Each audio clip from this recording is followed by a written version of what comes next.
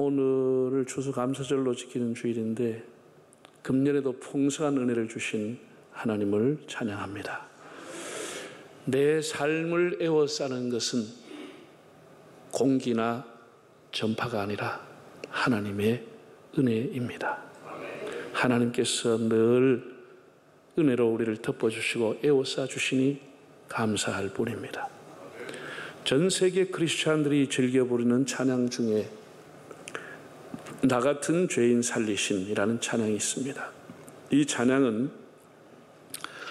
영국의 존 뉴턴이라고 하는 목사가 작시를 했습니다. 그는 노예를 파는 상인이었는데 나중에 회심을 해서 목사가 되었다고 하죠. 그가 이런 말을 했습니다. 천국에 가면은 세 가지 사실 때문에 사람들은 깜짝 놀랄 것이다. 하나는 저 사람은 꼭 천국 갈 거야. 저 사람은 분명히 천국 갈 거야. 그 사람이 없다는 사실에 놀랄 거라는 겁니다.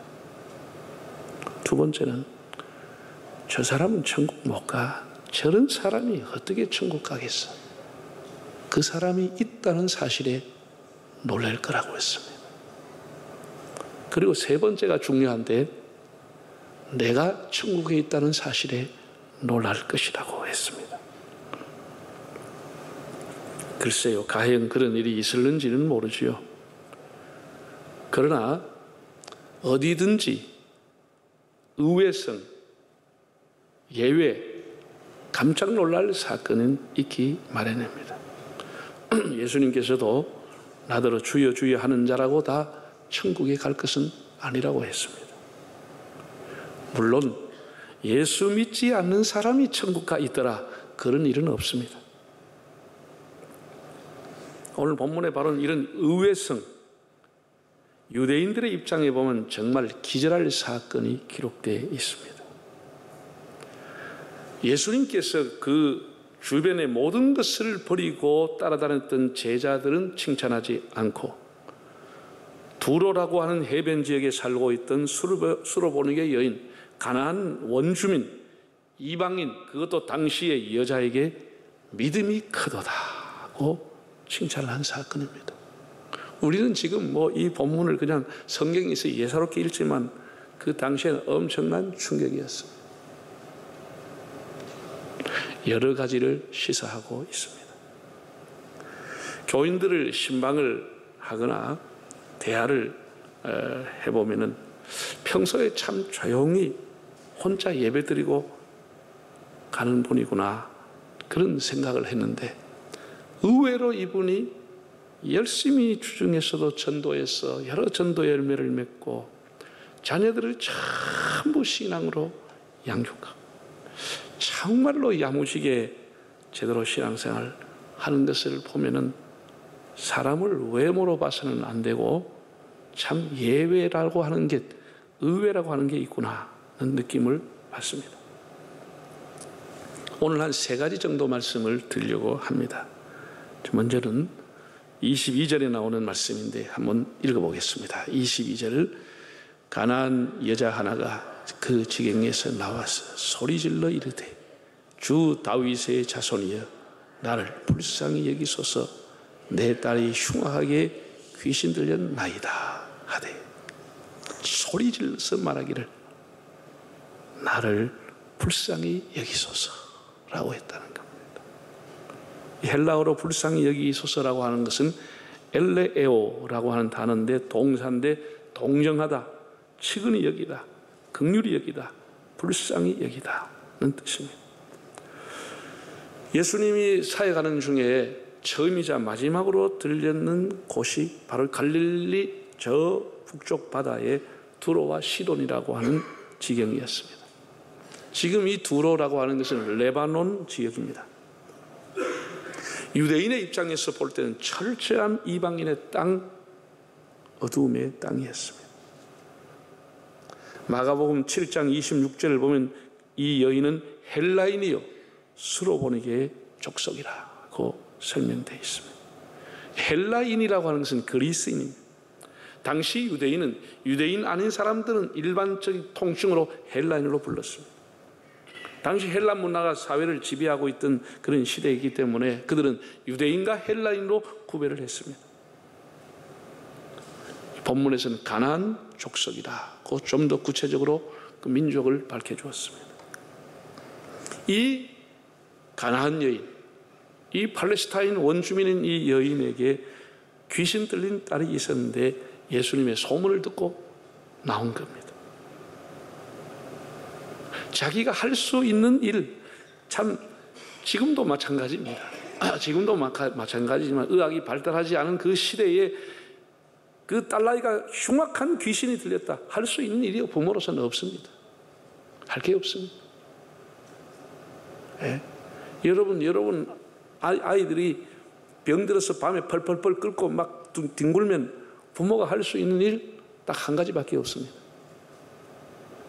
저도 경험했지만 애가 펄펄 끓고 막 토하고 이러면 할 수 있는 게 딱 하나밖에 없습니다. 병원에 데려가는 것밖에 못합니다. 병원까지 데려가는 것 그 외에는 못합니다. 그냥 불쌍히 여겨달라고 하는 그 기도 외에는 할 게 없습니다. 이 여인으로서는 이 사랑하는 딸에게 해줄 수 있는 것은 용하다고 하는 사람, 좋다고 하는 사람 가서 빌고 찾고 사정하는 것 외에는 할 게 없는 겁니다. 소리 질러 이르되, 소리 질렀다. 헬라어로 크라조라고 하는 이 단어는 아주 이게 이제 까마귀처럼 소리를 지르다는 거예요. 그냥 크게 소리 지르는 게 아니고 까마귀처럼 깍깍, 여러분 까마귀 쫓아내도 돌아와서 깍깍 하는 거예요. 까마귀처럼 쫓아가면서 쫓아내도 계속해서 군중 사이에서 깍깍 불쌍히 여기소서 도와주세요 라고 했다라는 거예요. 그거밖에 할 게 없죠. 아마 하나님의 은혜를 조금이라도 경험한 사람이라면 이 여인의 기도와 부르짖음이 마음에 깊이 와 닿을 겁니다. 무능한 인간인 우리가 할 수 있는 일이라고 하는 게 뭡니까? 하나님 불쌍히 여겨주십시오. 그거 외에는 할 게 없습니다. 그걸 밤새도록 하는 거예요. 밤새도록 하나님 불쌍히 여겨주옵소서. 저는 이 가나안 여인의 이 부르짖음을 생각해 보면서 저희 목회 40년에 아주 중요한 기도, 날마다 드리는 기도, 제 인생의 고난과 시련과 어려움이 있을 때마다 입에 달고 산 기도가 바로 이 기도입니다. 주님, 불쌍히 여겨 주옵소서. 이 부르짖음이 제 기도의 근간을 이루고 있습니다. 소경 바디메오도 주여 우리를 불쌍히 여겨 주옵소서 까마귀처럼 짖으면서 사람들이 쫓아냈지만 예수님을 따라갔습니다. 나는 한시가 바빠서 하나님 앞에 부르짖어 하나님 찾는데 하나님이 계속해서 침묵하실 때, 한 달, 두 달 하나님이 침묵할 때 불쌍히 여겨달라는 기도 외에는 할 게 없습니다. 내 능력은 한 줌도 안 되지만 산 같은 큰 장애와 교회적인 큰 프로젝트를 이게 하기는 해야 되고 그럴 때는 불쌍히 여겨달라는 기도 외에는 할 게 없습니다. 교인들이 무슨 큰 수술을 한다, 병실 앞에서 수술 앞에서 사업의 기로에 있다, 그 가정의 미래의 운명이 달려있는 문제다, 그러면 우리가 할 수 있는 게 뭡니까? 기도실에 가서 기도하든지 금식하며 기도로 도와주든지, 주님 불쌍히 여겨 주옵소서, 주님 한번 봐주십시오, 주님 불쌍히 여겨 주십시오. 그거 외에는 할 게 없습니다. 오늘 여러분과 함께 추수감사절을 지키고 이 은혜의 자리에 있다고 하는 것도 주님께서 우리를 다 긍휼히 여겨주셨기 때문입니다. 예? 우리 주일날 예배 나온다고 하는 이것도 하나님의 은혜입니다. 긍휼입니다.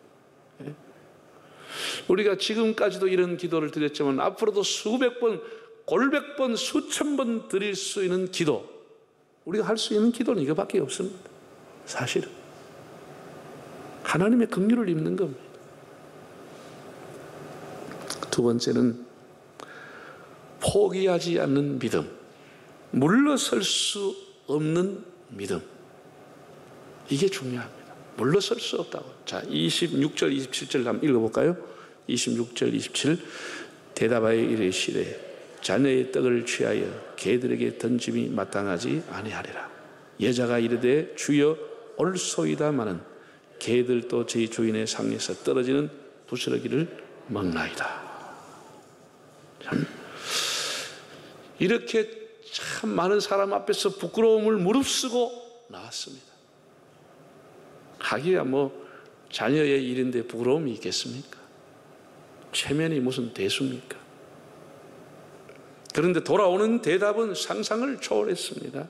너무나 실망스러운 대답이었습니다. 아이들의 떡을 개들에게 던져주는 것은 옳지 않다. 예수님이 이렇게 아주 냉정하게 잘라서 거절했습니다.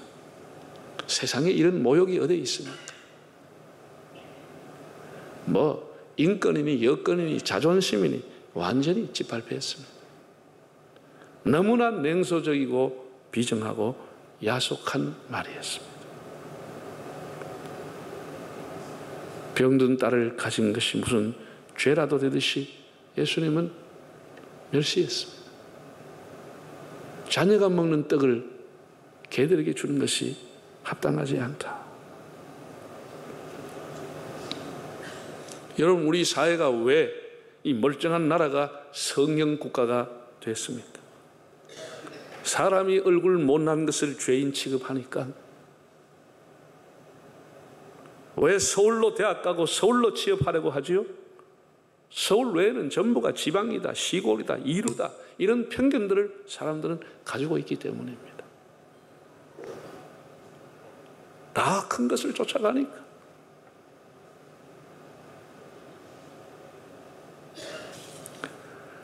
누군가 공민을 개돼지로 아느냐고 항변을 하듯이 예수님께서는 의외로 이 여인을 개취급을 했습니다. 자녀의 떡을 개들에게 던져주는 것은 옳지 않다고 했습니다. 사람이 살아가면서 이런 취급을 받으면 자괴감이 들지만 우리가 이런 취급을 받을 때도 흔히 있습니다. 우리는 그럴수록 착실히 내공을 닦고 인격을 닦고 실력을 닦으면 언젠가는 그 사람이 모안해하거나 굉장히 미안한 시간이 오는 겁니다. 네, 저도 뭐 많이 무시당했습니다. 지방신학교 나온 사람이 뭐 하겠느냐. 인격도 짓밟히고 뭐 개척교회 시골교회 다 우습게 알고 저는 속으로 그렇게 얘기했습니다. 하나님, 저렇게 무시하는 자가 언젠가는 머리에 숯불을 대는 날이 오게 해 주십시오. 오늘 이 자리, 이 말이 얼마나 부끄러운지를 깨닫는 날이 반드시 오게 해 주십시오. 그러면서 저는 저의 길을 갔습니다. 하나님을 믿는 사람은 선한 일에 포기하면 안 됩니다. 뭐 무시당하기도 하고 멸시당하기도 하고 그러나 그것을 절망하거나 우울에 걸리면 안 되는 겁니다. 우리 가는데 뭐 사람들이 다 박수하지 않아요. 언제나 방위꾼이 있고 해방꾼이 있고 평가절하고 깎아내는 건 언제나 있는 겁니다. 그런 거에 너무 연연할 거 없습니다. 예수님도 제자가 예수님을 팔았습니다. 언젠가는 네가 했던 그 말을 네가 후회할 거다. 우리 이런 태도와 자세를 가지고 꿋꿋이 살아가는 겁니다. 그리고 하나님은 반드시 합력해서 뭘 이루어요? 선을 이루어 주십니다. 우리가 절망하면 안 되는 겁니다. 뭐 그런 비난받았다고 주저앉으면 안 되는 겁니다. 하나님 앞에 기도를 시작했으면 물러서면 안 되는 겁니다. 1,000번 기도 끝나면 또 2,000번 하는 거고 계속 하는 겁니다. 여러분, 이 여자는 보세요. 개도 좋고 이방인이라도 좋고 무시당해도 좋다. 은혜만 받으면 된다고 목적을 포기하지 않았어. 우리가 기도하면 하나님이 침묵하십니다. 아니 침묵 이상으로 내가 돌아가는 상황 기도와는 정반대로 하나님이 내 기도를 리젝트, 거절을 합니다. 그래도 우리가 이것이 선한 일이라고 하면 포기하면 안 되는 거예요. 허리춤을 잡고 늘어졌던 야곱처럼 하나님을 붙잡고 부르짖어야 하는 겁니다. 허리가 부러지고 다리가 절단돼도 나를 축복하지 않으면 떠날 수가 없다는 야곱의 그런 근성이 있어야 하나님 앞에 응답을 받는 겁니다. 새벽기도 좀 하다 말고 이게 안 됩니다. 새벽기도 하다 안 되면 절하고, 절하다 안 되면 금식하고, 안 되면 작정해서 계속하는 거, 계속하는 거. 이 여인이 이렇게 멸시당하고 무시당하고 인권이 짓밟혀도 물러서지 않았다고 하는 거, 물러서지 않았다고 하는 거. 그 수모를 겪으면서 여러분, 우리 인생의 기적과 축복은 그냥 일어나지 않습니다. 적당하게 설렁설렁한 그런 기도와 믿음 가지고는 하나님의 은혜를 맛볼 수 없습니다. 하나님이 주시는 이 키라고 하는 것은 반드시 고난의 보자기에, 오랫동안 부르짖는 끈기의 보자기, 기도의 보자기 속에 쌓여서 오는 겁니다. 이걸 알아야 됩니다. 하나님이 몇 번 부르짖고 기도했다고 그냥 열쇠가 오는 게 아닙니다. 문이 열리는 게 아닙니다. 정말 오랫동안 하나님 앞에 눈물 흘리고 절규하듯이 하고, 그 고난이라고 하는 보자기 속에 어느 날 하나님이 주시는 겁니다. 이 여인의 큰 장점은 물러나지 않았다는 것. 이렇게 보통 수모를 당하면 그냥 네가 잘났냐? 네가 예수냐? 이렇게 가버립니다. 마지막으로 부스러기 은혜라도 구했다는 점입니다. 27절을 한번 읽어보실까요? 27절. 여자가 이르되 주여 올소이다마는 개들도 저희 주인의 상에서 떨어지는 부스러기를 먹나이다. 참, 이 기가 막힌 얘기입니다. 참 눈물 나는 얘기입니다. 이 여인의 말을 제가 한번 해설을 해보겠습니다. 마가복음 7장 27절을 보면은 자녀에게 먼저 배불리 먹게 할지니 자녀의 떡을 취하여 개들에게 던짐이 마땅치 아니하니라 라고 했습니다. 자녀에게 먼저 배불리 먹게 하고, 먼저라는 단어가 나옵니다. 먼저라고 하는 단어는 다음에라고 하는 대답이 있을 때 사용합니다. 즉 먼저는 자녀에게, 먼저는 유대인에게, 다음은 이방인, 다음은 내 차례라는 거예요. 먼저는 사람이, 다음은 개 차례라는 거예요. 정말 그런 마음을 가졌는지는 모르지만은 참 그랬다고 하면 대단한 믿음이라고 봅니다. 먼저는 자녀에게, 먼저는 유대인에게, 다음은 이방인에게, 다음은 개 같은 내 인생의 차례구나. 이렇게. 그 다음 읽어보면 이렇게 나옵니다. 주여 올소이다. 개들도 제 주인의 상에서 떨어지는 부스러기를 먹습니다. 순서가 자녀, 이방인. 먹는 것도 주인이 먼저, 사람이 먼저, 그리고 그 다음에는 반드시 개 차례가 온다는 겁니다. 얼마나 놀랍습니까? 우리가 과거에 여러분, 우리가 자랄 때만 해도 아파트라는 게 거의 없었습니다. 아파트가 거의가 아니고 없었습니다. 그러니까 사람이 어떻게 살아요? 다 단독주택 살았습니다. 좀 크게 사는 큰 평수에 있느냐, 작은 평수에 있느냐, 그런 차이가 있어도 다 단독주택 살았습니다. 그 단독주택이라 하는 게 마루도 있고 들마루도 있고 이렇게, 밥 먹을 때 방문 열어놓고 들마리에 앉아서 먹으면 반드시 한두 마리 개를 키웠는데 개가 와서 넙죽에 앉아 있는 거예요. 얼쩡얼쩡 하든지 앉아가지고 주인을 쳐다봅니다. 왜 쳐다보죠? 한 덩거리 좀 던져달라 그 얘기입니다. 사람들은 이놈의 개가 하면서도 음식을 던져줍니다. 사람이 먹으면 그 먹던 음식 찌끄레기 그대로 개가 받아먹습니다. 데우지도 않고 그대로 받아먹습니다. 사람 먹고 그 뒤에는 개가 먹는 것이 순서입니다. 우리만 그랬겠어요? 이 여인이 먼저 사람이 먹고 먼저 주인이 먹고 찌끄레기는 내 차례라고 하는 거예요. 저는 부스러기라도 좋습니다. 저는 갈비 뜯고 남은 뼈 조각도 좋습니다. 저는 고기 발라먹고 던져지는 뼈다귀도 좋습니다. 저는 찌꺼기도 좋습니다. 이렇게 매달렸다고 하는 거예요.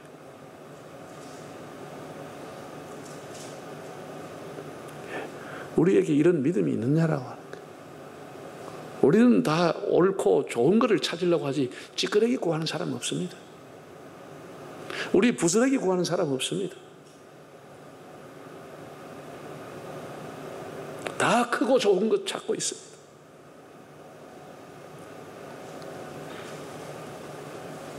예수님께서 이 여인을 테스트한 것이죠. 쭉 지켜보면서 이렇게 결론적인 말씀을 했습니다. 28절을 읽어보겠습니다. 이에 예수께서 대답하여 이르시되 여자여 네 믿음이 크도다. 네 소원대로 되리라 하시니 그때부터 그 딸이 나으니라. 참 너무나 놀랍습니다. 너무나 의외였습니다. 예수님께서 여자여 감탄사입니다. 오 여인이여. 예수님이 감탄했다는 거예요. 오늘 여러분의 기도가 주님이 감탄할 기도가 되고 있습니까? 여러분의 헌신과 하나님의 나라를 위한 충성과 여러분의 그런 중심이 주님을 감복할 만한 믿음입니까? 내 아들아, 오 내 딸아, 오 내 제자야.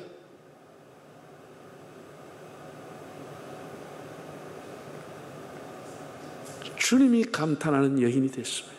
오 여인이여, 너의 믿음이 크도다. 헬라어로 크도다. 메가스, 형용사로 아주 큰, 넓은, 강한, 웅장한 그런 의미를 갖고 있는데 쉽게 말하면 메가돈급의 믿음, great faith, 메가돈급의 믿음을 가졌다. 너 믿음.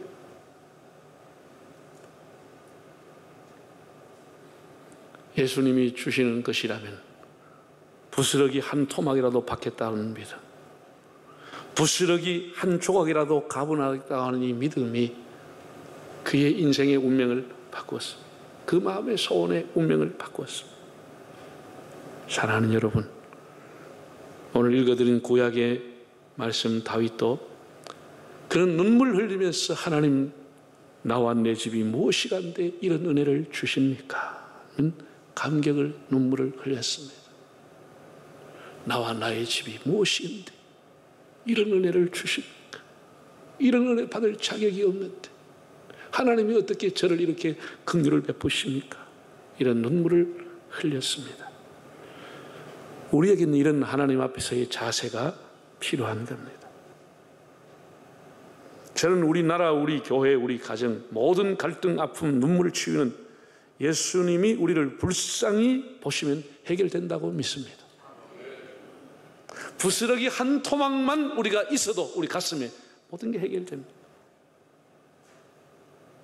여러분 가정의 자녀의 문제, 남편, 아내, 여러분의 인생의 미래 불안한 것 주님이 주시는 부스러기 한 조막 뺐다고 한 끔만 받아도 해결이 됩니다.